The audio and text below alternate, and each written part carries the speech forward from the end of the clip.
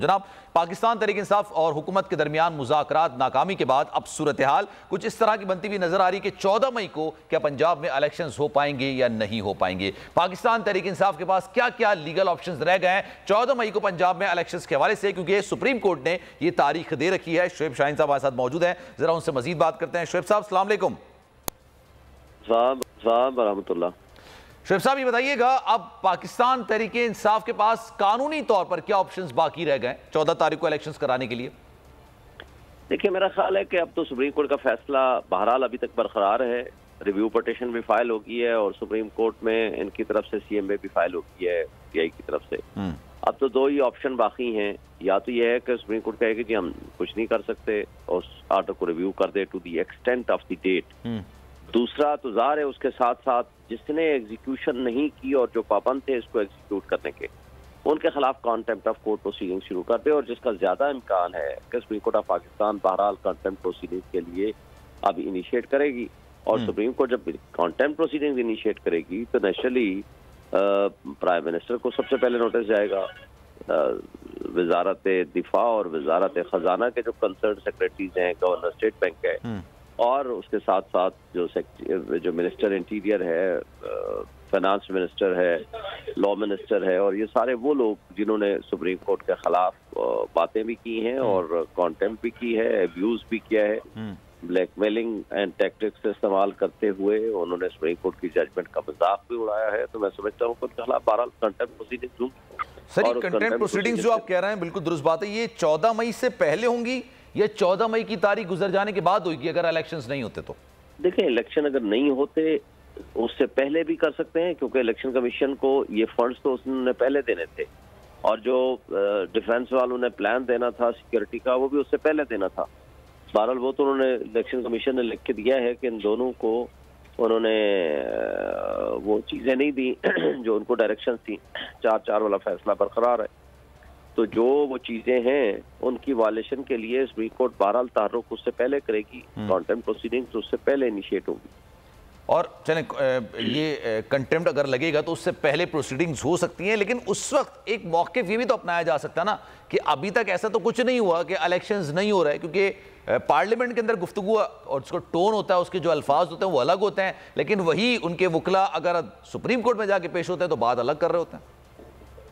ये बात है कि ये तो इनका काइंड ऑफ आप कह सकते हैं कि एक स्ट्रेटजी है कि सुप्रीम कोर्ट में जब पेश हों तो अपने आप को वो शो न करें कि जो कुछ वो उनका कंडक्ट एक्चुअली है, या जो पार्लियामान का वो ढाल बना के जो वो पेश कर रहे हैं और वो जो प्रोटेक्शन आर्टिकल 69 की है उसको हासिल करने की कोशिश कर रहे हैं। हालांकि प्रोटेक्शन आर्टिकल 69 की हो नहीं सकती, क्योंकि आर्टिकल 68 इनको मना करता है जज ऑफ द सुप्रीम कोर्ट के कंडक्ट के खिलाफ किसी किस्म की ये गुफ्तगू नहीं कर सकते।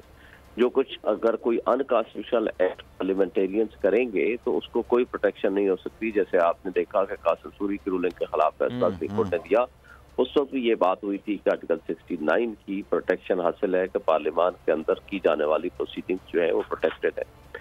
सिमिलरली दोस्त मोहम्मद मजारी की रूलिंग के खिलाफ जब ये प्रोसीडिंग्स हुई उस वक्त भी 69 का हवाला दिया गया कि वो प्रोटेक्टेड है, तो वहाँ की प्रोसीडिंग्स को सेटिसाइड नहीं किया जा सकता कि वो प्रोटेक्शन हासिल है। तो सुप्रीम कोर्ट ने कहा कि किसी अनकॉन्स्टिट्यूशनल एक्ट की प्रोटेक्शन उनको हासिल नहीं है। लिहाजा ये जो अनकॉन्स्टिट्यूशनल और कंटेम्प्चुअस तकरीरें कर रहे हैं और जो इनका अंदाज है। ठीक है, शुएब शाहीन साहब, ये बताइएगा सर, ये कंटेम्प्ट की प्रोसीजर में कौन कौन आ सकता है?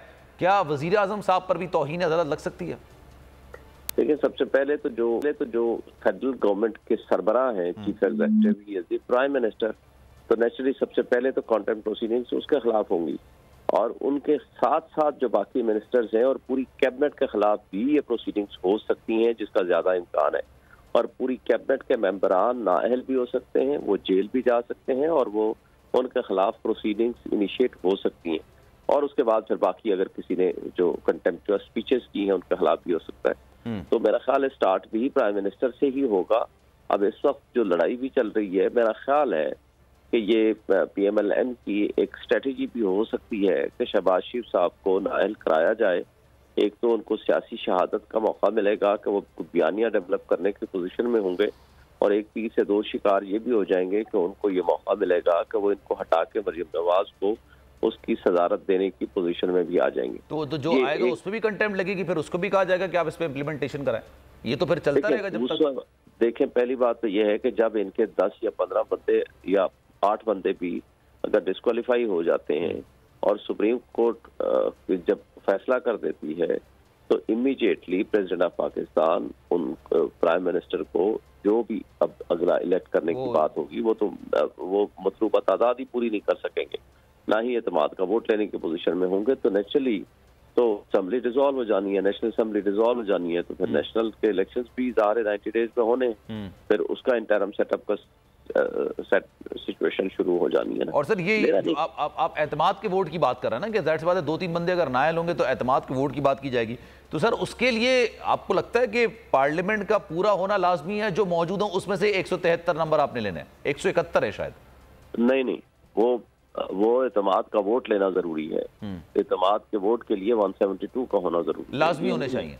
अच्छा, एक रन ऑफ भी तो होता है ना कि जितने मौजूद हैं उसमें से किसने ज्यादा वोट दे दिए, वो सीएम या उसके लिए इलेक्शन के लिए तो हो सकते हैं, लेकिन एतमाद के वोट के लिए वो नहीं हो सकता। और सर ये जो आप कार्रवाई बता रहे हैं कि ये इस तरह की कार्रवाई हो सकती है, मुमकिनात में शामिल है, तो सर ये कितना टाइम फ्रेम आपको लगता है? ये 1-2 महीने की बात है या हफ्तों की बात?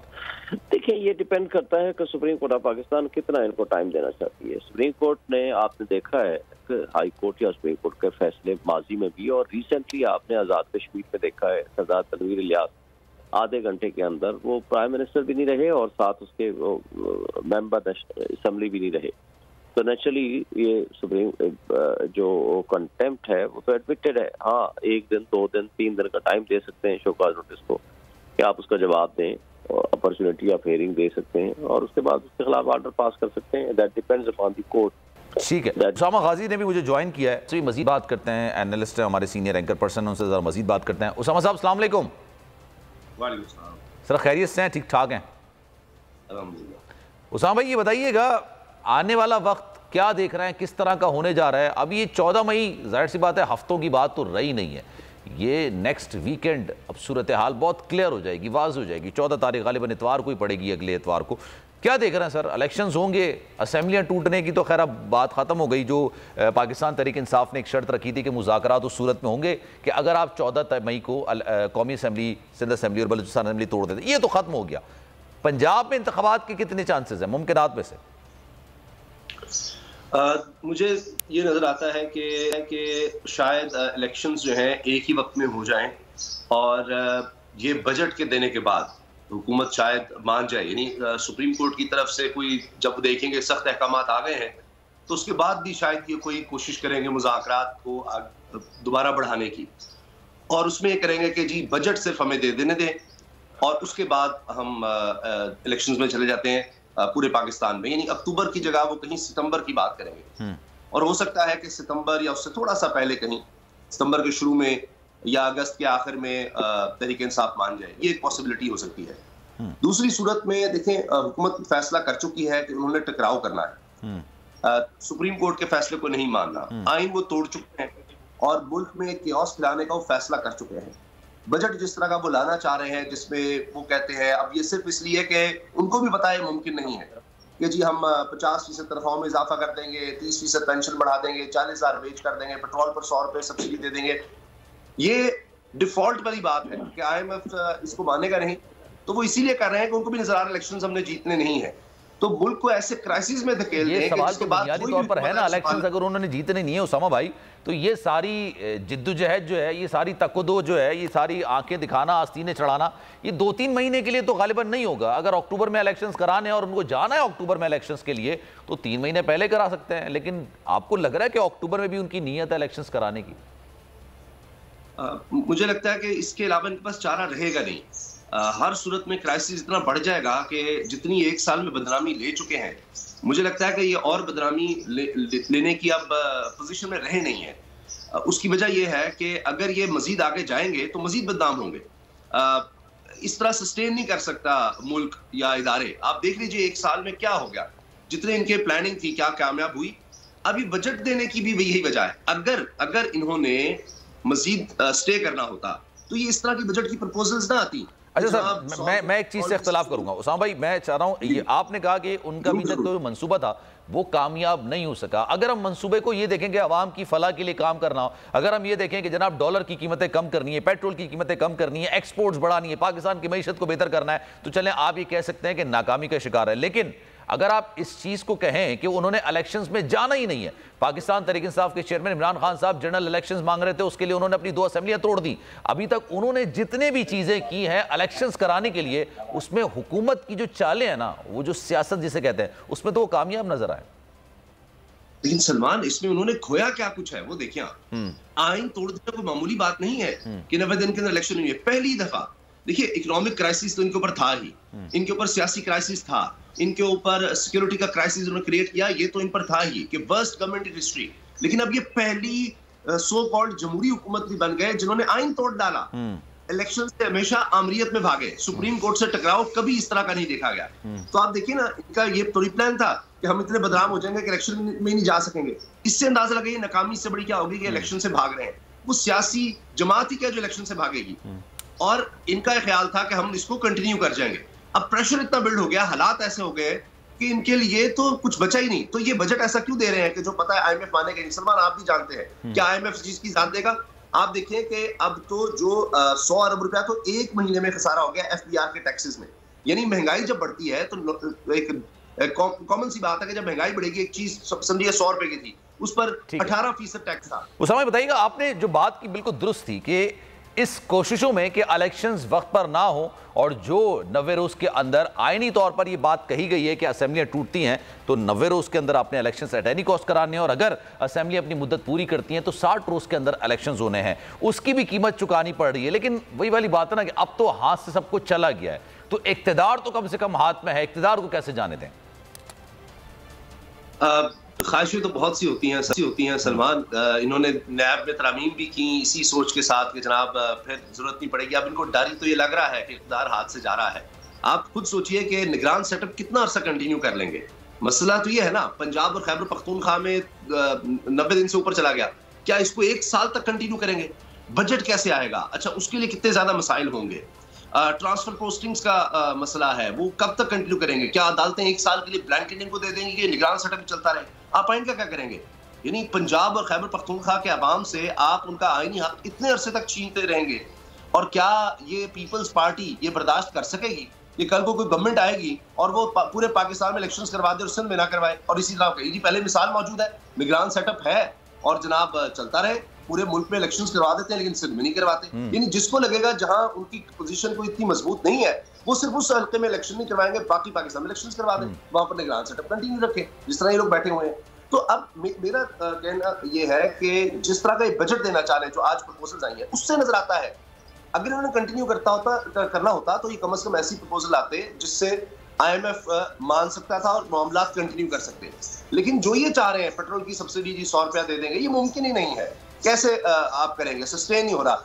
इनसे टैक्स कलेक्शन जो करनी थी वो नहीं हो पा रही। इतनी महंगाई के बाद 100 रुपए की चीज पर 18 रुपए टैक्स था, अब वो 200 रुपए की हो गई, तो टैक्स तो जाहिर है कि 36 रुपए तो वैसे ही हो जाना चाहिए उस पर, तो आपका टैक्स तो बहुत बढ़ना चाहिए। उसकी बजाय यानी 100 अरब रुपया इस महीने टैक्स कम हो गया। अप्रैल में पाकिस्तान श्रीलंका को पीछे छोड़ गया है महंगाई में, डिफॉल्ट कर चुका है श्रीलंका एक डिफॉल्ट किया हुआ मुल्क महंगाई में पाकिस्तान से पीछे रह गया। पाकिस्तान ने महंगाई को पीछे छोड़ दिया। अप्रैल में मार्च से ज्यादा महंगाई थी, मार्च का रिकॉर्ड टूटा अप्रैल में, मार्च में रिकॉर्ड टूटता है फरवरी का, फरवरी में जनवरी, हर महीना आने वाला महंगाई होती चली जा रही है। आप खुद देखें, बात करते हैं एनालिस्ट से, साफियों से, सड़क पर लोगों से आप बात करें, सब लोग तंग हैं। तो कोई भी हुकूमत ज्यादा अरसे तक इस तरह नहीं चल सकती, ये जोर जबरदस्ती के साथ। 12 महीने आपने चला लिए, अगर आप मजीद चला सकते होते तो इस तरह का बजट प्रपोजल्स ना आती। ये मेरा कहने का मकसद है कि ऐसा आता बजट जिसके साथ ये 1 साल कंटिन्यू कर सकते। ये तो जैसे ही बजट आएगा तो मानेगा नहीं, तो आप टाइम नहीं है, मईशत मजीद कोलैप्स कर जाएगी। तो फिर अगर ये चीज़ है, जैसे जाहिर सी बात है पाकिस्तान तहरीक इंसाफ की चाहती थी कि बजट जो है वो आने वाली हुकूमत दे, लेकिन जाहिर सी बात है वो 3 महीने का इंटर्म सेटअप भी आता है बीच में, लेकिन मिनी बजट भी अगर जो आने वाली हुकूमत है वो दे सकती थी, तो ये डेडलॉक की वजह बन सकती थी दोनों के दरमियान। आपको क्या लगता है? सलमान, अब देखिए इतनी बदनामी इन्होंने ले ली। अब ये कहते हैं कि फेस सेविंग 2 तरह से, एक तो टकराव कि जी सुप्रीम कोर्ट ने हमें निकाल दिया, और वो सुप्रीम कोर्ट से पूरी तरह जाएंगे कि जी ये कर देंगे, हम सुप्रीम कोर्ट निकाल देंगे। They have nothing to lose. इनका ये ख्याल है कि सुप्रीम कोर्ट का तो कोई वोट बैंक नहीं है ना, और फिर हमारे पास एक आ जाएगा कि देखिए हमें निकाला गया है, हम तो ये देखिए बजट कैसा दे रहे थे, हमने ऐसा कमाल बजट दे दिया था, हमने तनख्वाहें 40,000 कर दी थी, हमने जनाब पेंशन 30% बढ़ा दी थी, जो कि इतना पहले ही बोझ है पाकिस्तान पर, तो ये आसान काम नहीं है। फिर हमने 50% तनख्वाहें बढ़ा दी थी, और हमने पेट्रोल 100 रुपया सस्ता कर दिया था। एक तो वहां से ये कुछ गेन करने की कोशिश करेंगे, अगरचे लोग समझ जाएंगे कि जा रहे थे, उन्होंने इस तरह के ऐलानात ही किए थे कि सिर्फ इसलिए था क्योंकि उसका इम्पैक्ट आने में टाइम लगता है, तो ये कहेंगे कि हम इलेक्शन में कुछ तो गेन करेंगे इस तरह के बजट से, एक। और दूसरा ये कि टकराव, ये इनकी स्ट्रेटजी इस वक्त नजर आ रही है कि ये दो तरह से हम इलेक्शन में जाते हुए शायद कुछ रीगेन कर सकें। और फिर ये अगर इमरान खान साहब फैयाजुल हसन चौहान हमारे साथ मौजूद हैं, उसको भी जरा शामिल गुफ्तगू करते हैं। फैयाज साहब अस्सलाम वालेकुम, कैसे हैं सर आप? वालेकुम सलाम। सर ये बताइएगा, पाकिस्तान तहरीक इंसाफ अब 14 मई को इलेक्शंस कराने के लिए कौन सा ऑप्शन ज़ेरे गौर लेकर आ रही? मुज़ाकरात तो नाकाम हो गए। अब बिस्मिल्लाहिर्रहमानिर्रहीम, मैं इस वक्त जो है वो इस्लामाबाद हाई कोर्ट के बाहर खड़ा हूँ। अच्छा। टोल प्लाजा से इमरान खान साहब के साथ जुलूस की सूरत में, और मैं पहले तो खराज तहसीन पेश करूंगा कि आज इमरान खान साहब ने एक लीडर और एक लीडर के दरमियान डिफरेंस क्या है वो साबित किया। लीडर वो है कि जो 4 हफ्तों का क्या है कि 4 सालों से गायब है, और हड्डी और चीजें खा के अपने प्लेटर सीधे कर रहा है, और वहां से बढ़ के मार रहा है कि मैं डरने वाला नहीं, मैं झुकने वाला नहीं, और मैं दबने वाला नहीं। और लीडर वो है कि जो इस वक्त टांग में सूजन होने के बावजूद, टांग पे हड्डी पे गोली लगने के बाद, धक्कम पेल की वजह से शदीद टांग में खराबी के बावजूद इस वक्त अपनी अदालत में पेशी के लिए चले सर, वो एक अलग उस पर बात करेंगे डिटेल में। पहले मैं चाह रहा हूं सर आप ये मुज़ाकरात के वाले से बात कर करूंगा। ठीक है। दूसरा, मैं जिसे कहते हैं ना कि सोत बरे, मैं इस हुकूमत को, इम्पोर्टेड और फाशिस्ट हुकूमत को, कि जो बड़े जमहूरियत के मामे चाचे ताए और फुफड़ बनते थे, जो कहते थे वोट को इज्जत दो, अब हम कहते हैं वोट डालने दो, वो कहते हैं नहीं वोट डालो ना, बस वैसे ही इज्जत दो। और वोट इलेक्शन से ऐसे भाग रहे हैं जैसे शेर भागता है, और शेर जो है वो 120 किलोमीटर फी घंटा की रफ्तार से शायद भागता है, ये 530 की घंटा की रफ्तार से जो है किलोमीटर फी घंटा की रफ्तार से इलेक्शन से भाग रहे हैं। तो बाकी मुज़ाकरात करें ना करें, इलेक्शन कराएं ना कराएं, आज कराएं कल कराएं, अगले महीने कराएं या अगले साल कराएं, आवाम ने इनको वोट नहीं, इनको छितर मारने हैं। आवाम इनसे अक्की फक्की बैठी हुई है, लोगों से जीने का हक, मरने का हक सब कुछ छीन लिया इन्होंने।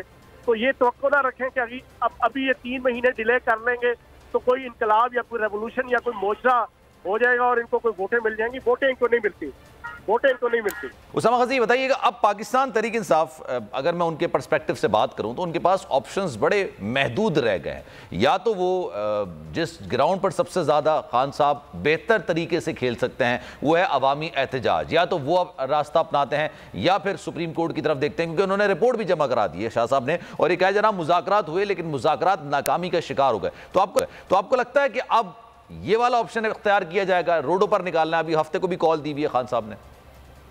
वो तो है ही। अब देखिए उन्होंने बड़े बड़े जलसे करके दिखा दिया है, अब लॉन्ग मार्च का एक उनके पास ऑप्शन है, उसमें भी ज़ाहिर है खान साहब ने अब तक अवामी पॉपुलैरिटी में तो कोई कसर नहीं छोड़ी। सर्वेज आपके सामने है, ज़मीनी इलेक्शन होते हैं वो आपके सामने है, हर तरह से इमरान खान साहब की पॉपुलैरिटी तो है, लेकिन अब वो जो मकबूलियत के साथ कबूलियत की बात है, अब मसला वहां पर है, और इमरान खान साहब उस चीज को पुश कर रहे हैं। बाकी सुप्रीम कोर्ट में मामला हैं, अदालत में वो केसेस को लड़ रहे हैं, असेंबली से वो वैसे ही बाहर हैं, तो वहां पर तो वो कुछ नहीं कर सकते। अगर तो मुज़ाकरात में कुछ होता, मुझे अभी भी लगता है इसका चांस है कि सुप्रीम कोर्ट, और मुझे ये लगता है कि सुप्रीम कोर्ट इतना जितना हुकूमत समझ रही है कि जनाब हमने धमकी दे दी, धौंस दे दिया, हम जनाब जिस तरह सलाम लगा के हम चीफ जस्टिस को ही निकाल सकते हैं एग्जीक्यूटिव ऑर्डर के तहत, मुझे नहीं लगता कि दबाव में चीफ जस्टिस आएंगे या सुप्रीम कोर्ट आएगी। दोनों तरफ से बयानात काफी सख्त आ रहे हैं ना। आपने देखा होगा जब ये पिछले 5 असेंबली की प्रोसीडिंग्स की रिकॉर्डिंग मंगवाई गई थी, उसमें भी उन्होंने कहा कि जनाब हम नहीं देंगे और इतने केसेस पेंडिंग है, उस केसेस का फैसला किया जाए, 10 चीजें, उन्होंने इस तरह के अल्फाज लबो लहजा इस्तेमाल किया हुआ है। मतलब वो भी महज आराई के लिए ही तैयार बैठे हुए हैं। सलमान, इस तरह केसेस बहुत थे। जब सुप्रीम कोर्ट ने इन्हीं जजेस ने सुमोटो लिया था कासिम सूरी की रूलिंग पर, और फिर ये हुकूमत बनी थी, तो ये तो सिर्फ बहाने हैं। और अगर कुछ गलत नहीं है तो वो प्रोसीडिंग्स दे दें, कानून साजी आपने किया, पता लग जाए 18 घंटे में हुआ क्या, 18 घंटे में कानून बनाने में क्या, किसने क्या किरदार अदा किया, कितनी उस पर पढ़ाई हुई, उसकी जरूरत क्यों महसूस हुई, उसकी वजह क्या है। ये तो सुप्रीम कोर्ट का हक है ना कि कोई भी कानून सकता है, उसकी तशरीह सुप्रीम कोर्ट का हक़ आइन देता है। तो तशरीह करने के लिए उनको जरूरी है कि इसकी जरूरत क्यों पेश आई, ये कानून है क्या, उसको समझने के लिए इसमें क्या बात हुई। अच्छा, और ये जो आपने बात की ऑप्शंस की, एक तो अवाम का है, अदालत में जाने का है, फिर मुज़ाकरात दोबारा अगर सुप्रीम कोर्ट की तरफ से कोई अहकामात ऐसे आ जाते हैं, हुकूमत को लगता है कि नहीं ये तो वाकई जनाब दबाव काम नहीं किया, हमने तो पूरी कोशिश की, तो फिर मुज़ाकरात का दौर, और मैंने जो अर्ज किया था शुरू में कि सितंबर में या अगस्त के एंड तक हो सकता है कि फिर वहां पर अवाम का आप जो जिक्र कर रहे हैं वो तो मकबूलियत वाला मामला तो हो गया ना, लेकिन वो कबूलियत वाली जो आपने जिक्र की थी वो तो जल से और अवाम का उससे मेरा नहीं ख्याल के ताल्लुक हो सकता है। आप क्या कहेंगे उस्मान भाई? उस पर आप एक चीज नोट करें, अमेरिका में क्या हो रहा है, वहां पर आप उनके ऐवान में ये बातें होने लग गई हैं कि जी ठीक है कि शहबाज शरीफ ज्यादा आसान है, शहबाज शरीफ से डील करना बहुत आसान है, शहबाज शरीफ जो है ना वो ये नहीं हर बात मान लेते हैं, वो वही उनका तो मशहूर है, मैं मांगने नहीं आया लेकिन मजबूरी है, हमें वेंटिलेटर लगे हुए हैं, ख्वाजा आसिफ वज़ीर दिफा कहते जी आप मेहरबानी करें, बैगर्स कांट बी चूजर्स और ये सब। तो वो कहते हैं जी इमरान खान से डील करना मुश्किल है, मगर हमने लॉन्ग टर्म देखना है कि लोग क्या सोच रहे हैं, क्या हम लोगों की नफरत फिर मोल लें, क्या हम क्या करें। तो इमरान खान सबको समझ आ गई है कि फिर इंटरनेशनली प्रेशर डलवाना पड़ेगा। तो वहां पर जो ओवरसीज पाकिस्तानीज हैं, वहां की बॉडीज हैं, उनकी तरफ से लेटर्स जा रहे हैं, उनकी तरफ से प्रेशर डाल रहा है, क्योंकि उनसे भी वोट लेना होता है उन्होंने। और जब वहां पर जो पाकिस्तानी है बड़ा क्रूशियल होता है उनकी कम्युनिटी का वोट भी, जब करीब यानी मुकाबला सख्त होता है, तो लिहाजा उनका भी एक प्रेशर आ रहा है, वो असल प्रेशर है। अवाम का इनको मसला नहीं है, उठा लेंगे राना सनाउल्लाह ये कर देंगे वो कर देंगे, लेकिन जो इंटरनेशनल प्रेशर आ रहा है, जो वहां से रिपोर्ट्स आ रही है कि इंसानी हकूक की खिलाफ वर्जियां हो रही हैं, जहां ये कहा जा रहा है कि शहबाज शरीफ ने इमरान खान के खिलाफ मजहब कार्ड इस्तेमाल किया, ये बड़ी खतरनाक बात है कि सियासी तौर पर ये कानून के साथ भी एक मजाक है कि उस कानून को इस तरह गलत इस्तेमाल किया जाए तो फिर वो बदनाम नहीं होती है कानून की भी। जी देखिए जी पाकिस्तान में तो मजहब के कानून है, उनका इस्तेमाल, जब आप इस तरह से उसका इस्तेमाल करेंगे, दहशतगर्दी का मुकदमा इमरान खान पे किया, क्या हुआ, तो इस हुकूमत पर वो इंटरनेशनल प्रेशर भी आ रहा है। और उसमें आप एक IMF का देखें, क्यों आप खबर आ रही थी साहबदार दोबारा मिल रहे हैं जी, अमेरिकी सफीर से कह रहे हैं जी प्लीज हमारी मदद कर दें IMF के लिए। तो उन हुकूमतों को भी मुश्किल होती है कि अपने लोगों को कैसे सेटिस्फाई करें कि जी जहां एक गवर्नमेंट आइन तोड़ चुकी है, आप कहते हैं, अमेरिका कहता है कि जी जो आइन पर नहीं जो मुल्क चल रहा होगा हम उसकी मदद नहीं करेंगे, जहां फाशिज्म होगा, जहां इंसानों की खिलाफ वर्जी होगी, जहां पर इलेक्शंस नहीं हो रहे होंगे, जमहूरियत नहीं होगी, हम उसकी मदद नहीं करेंगे। तो फिर उनको भी जवाब देना पड़ता है। तो लिहाजा ये जो बाहर का प्रेशर बिल्ड हो रहा है, मुझे लगता है ये ज्यादा पाकिस्तान में वो जो कबूलियत नहीं हो रही उसके लिए ज्यादा करामत होगा हुकूमत के लिए भी और इदारों के लिए भी। लेकिन अगर ये तमाम चीज़ें कारामद हो रही होती तो फिर मुज़ाकरात की फिर क्यों पेश, मतलब ये मजबूरी आप कह लेंगे, मतलब सुप्रीम कोर्ट की वजह से उनको रिपोर्ट जमा करानी थी, ये मुज़ाकरात पर बैठे, वरना मुज़ाकरात की कोई ज़रूरत पेश नहीं थी। फिर सिर्फ मुझे इसमें सुप्रीम कोर्ट नहीं, इसमें कुछ इदारे भी मुझे लगते हैं जो हमारे यहाँ बड़े ताकतवर होते हैं, असल ताकतवर होते हैं, जिनको एस्टेब्लिशमेंट में शामिल किया जाता है, उनकी तरफ से भी था। आप देखिए ना, एक दरखास्त आती है और फौरी तौर पर मंजूर होती है, सुप्रीम कोर्ट की तरफ से कहा जाता है हाँ जी इस पर भी मुज़ाकरात देखे जाते हैं, और फिर जावेद लतीफ साहब, मरियम साहिबा, नवाज शरीफ मुज़ाकरात के खिलाफ बात करते हैं, नवाज शरीफ बहुत सख्त जबान इस्तेमाल करते हैं। हाँ जी, ख्वाजा आसिफ ने भी, तो वो खुश नहीं थे, वो कह रहे हैं हमें बिठाया गया है, ये मुज़ाकरात ऐसे ही है, हमें लाया गया है, ये ऐसे ही है। तो ये जो मुज़ाकरात है ये असल में जरदारी साहब जो है वो एक फ्रंट पर हैं, वो खुद कहते हैं जी हम लाए, ये हमने इमरान खान को निकाला, तो वो असल में इस चीज को डील कर रहे हैं। और जरदारी साहब ऐसे सामने नहीं आते, वो कह चुके हैं कि अक्टूबर से पहले भी इलेक्शन हो सकते हैं, और अक्टूबर के बाद वो कहते हैं बेवकूफ़ी है अक्टूबर के आगे इलेक्शन ले जाना, क्योंकि उनके लिए उसमें कुछ नहीं है। वो तो अब यहाँ पर आप देखिए मुलाकातें कर रहे हैं, और नून लीग के लोग, तहरीक इंसाफ के जो लोग जिनको टिकट नहीं मिला उनको तोड़ने की कोशिश कर रहे हैं, जुनूबी पंजाब में खास तौर पर, तो वो ऐसी तो नहीं कर रहे, वो तो इलेक्शन की तैयारी में पार्टी लगी हुई है। ठीक है, thank you so much. Usama Ghazi हमारे साथ मौजूद है। लेट्स सी जनाब तुम्हें क्या होता है, क्योंकि अब कुछ ज़्यादा हफ्तों की बात नहीं रह गई, अगले हफ्ते ही 14 मई आ जाएगी, लेकिन 14 मई को इंतखाबात होते हैं या नहीं होते हैं, या फिर पाकिस्तान तहरीक इंसाफ एहतजाज का रास्ता इख्तियार करती है। सलमान मिर्ज़ा को दीजिए इजाज़त, ज़िंदगी रही, सेहत रही, आपकी दुआएं रही, तो इंशाअल्लाह आपसे फिर मुलाकात होगी। ख्याल रखिएगा अपना, अल्लाह हाफ़िज़। हवाए नफ्स की है हुक्मरानी, लुटेरा कर रहा है पासबानी। बोल न्यूज़ के मार्केटिंग हेड आकाश राम ताहा लापता, तफ्तीशी इदारे जवाब देने से कासिर, अहले खाना परेशान, बेटे की जुदाई में माँ गम से निढाल। जो बच्चो हिंदू पर आए थे जो को पाकिस्तानी, मुझे मेहरबानी करे पंहिंजो आकाश वापस कयो। अमेरिकी सेनेट में कांग्रेसमैन की आकाश राम के अगवा के खिलाफ पुरजोर मुजम्मत। And I, of course, have been concerned about some of the terrible disappearances, some of the abuses of human rights in Pakistan.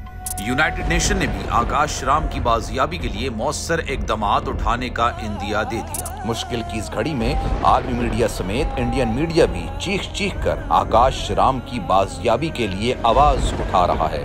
आलमी सहाफती तंजीम और इंसानी हुकूक की आलमी तंजीमों की भी आकाश राम के अगवा की मुजम्मत। उफ क्या जुल्म है, बोल इंसाफ का मुंतजिर। सब्सक्राइब करें और बेल दबाएं ताकि कोई खबर रह न जाए।